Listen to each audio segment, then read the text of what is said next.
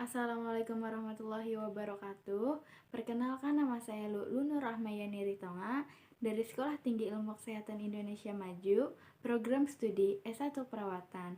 Dan di sini saya akan mereview materi mata kuliah Psikologi Kesehatan tentang emosi manusia yang diajar oleh Bapak Dr. Sobar Darmaja, SPSI MKM. Disimak ya teman-teman. Materi pertama yang akan dibahas adalah tentang definisi emosi. Menurut William James tahun 1995, emosi adalah kecenderungan untuk memiliki perasaan yang khas bila berhadapan dengan objek tertentu dalam lingkungannya. Tetapi menurut Coe and Crow tahun 1962, emosi adalah suatu keadaan yang bergejolak pada diri individu yang berfungsi sebagai inner adjustment atau penyesuaian diri dari dalam terhadap lingkungan untuk mencapai kesejahteraan dan keselamatan individu. Dan menurut Jalaluddin Rahmat tahun 1994, emosi itu adalah memberikan bumbu bagi kehidupan. Tanpa emosi, hidup ini kering dan gersang. Bisa membuat frustasi, juga bisa menjadi modal untuk meraih kebahagiaan dan keberhasilan hidup. Tergantung dari emosi mana yang dipilih dalam reaksi kita terhadap orang lain, kejadian, situasi sekitar kita. Emosi dasar manusia menurut Watson itu dibagi menjadi 3. Yang pertama itu adalah fear, berkembang menjadi kecemasan. Yang kedua itu ada rage, berkembang menjadi anger. Dan yang ketiga itu love, menjadi simpati. Dan emosi dasar manusia menurut Descartes, yang pertama itu adalah desire, yaitu keinginan. Yang kedua itu hate, benci. Yang ketiga itu wonder, kagum. Yang keempat itu ada sorrow, kesedihan. Yang kelima love, yaitu cinta. Dan keenam ada joy, yaitu kegembiraan. Ada 4 fungsi emosi menurut Coleman and Hammond tahun 1974. Yang pertama itu ada energizer, yaitu pembangkit energi. Yang kedua, pembawa pesan. Yang ketiga, messenger, yaitu pembawa informasi. Dan yang keempat adalah information resource, yaitu sumber informasi. Selanjutnya membahas tentang teori-teori emosi. Yang pertama yaitu teori emosi 2 faktor menurut Schaefer-Seeger, yaitu reaksi fisiologi dapat saja sama seperti jantung berdebar, tekanan darah naik, napas bertambah cepat, adrenalin meningkat. Nah, bila rangsangannya menyenangkan, maka emosi yang akan timbul adalah rasa menyenangkan. Tetapi bila rasanya membahayakan, maka emosi yang timbul adalah seperti rasa takut, membentuk keyakinan tentang apa yang dirasakannya. Lalu, teori yang kedua menurut James Lange, emosi terjadi ketika terjadinya reaksi psikologi. Jadi, kita takut karena kita lari setelah melihat ular. Jadi, emosi adalah hasil persepsi seseorang terhadap perubahan-perubahan yang terjadi pada tubuh sebagai reaksi terhadap rangsangan dari luar. Lalu ada perkembangan emosi, yaitu yang pertama ada reaksi emosi sangat ditentukan oleh lingkungan, pengalaman, kebudayaan, dan individu itu sendiri. Respon emosional anak kecil itu lebih sederhana dibandingkan dengan orang dewasa. Nah, dan berkembang menjadi ke tingkat yang paling rumit. Contohnya itu, marahnya anak kecil akan berbeda dengan marahnya orang dewasa. Yang kedua itu ada respon emosional melalui 4 jalur. Yang pertama itu stimulus, yang kedua perasaan, yang ketiga respon-respon internal, dan yang keempat itu pola-pola tingkah laku. Lalu yang ketiga ada perkembangan emosi itu ditentukan oleh proses pematangan dan proses belajar. Seorang bayi bisa tertawa memerlukan tingkat kematangan tertentu.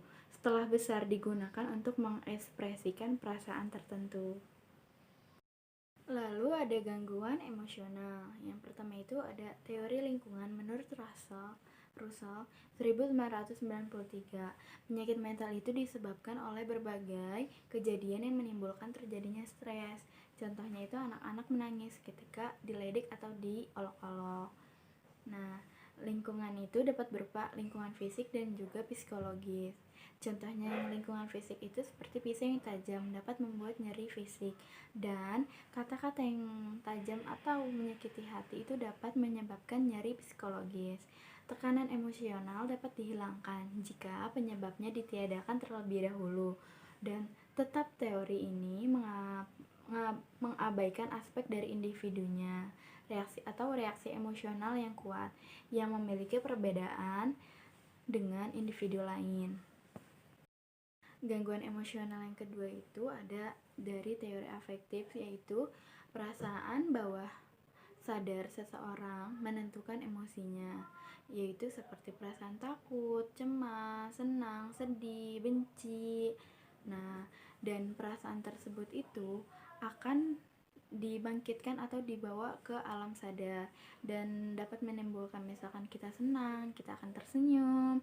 Nah, dan masalah emosional tersebut tuh akan hilang apabila emosinya diungkapkan ke dalam kesadaran dan individu menyadari bahwa bagaimana ia telah menciptakan masalah-masalahnya sendiri tanpa mengetahuinya atau tanpa disadarinya.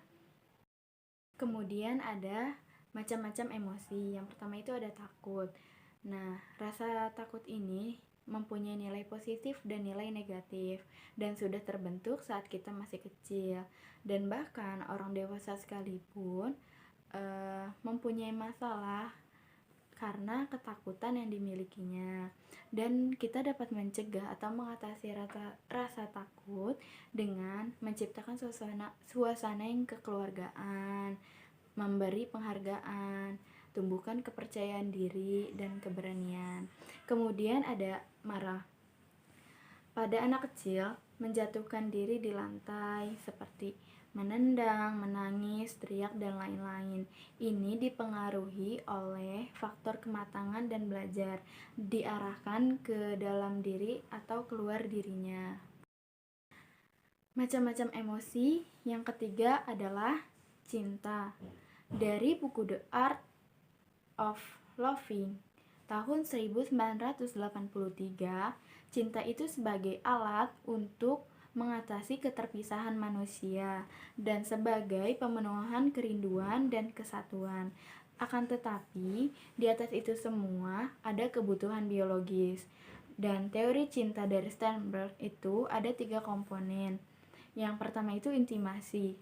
Intimasi itu berdasarkan dari elemen emosi seperti saling terbuka terhadap pasangan, hubungan yang hangat, dan saling percaya.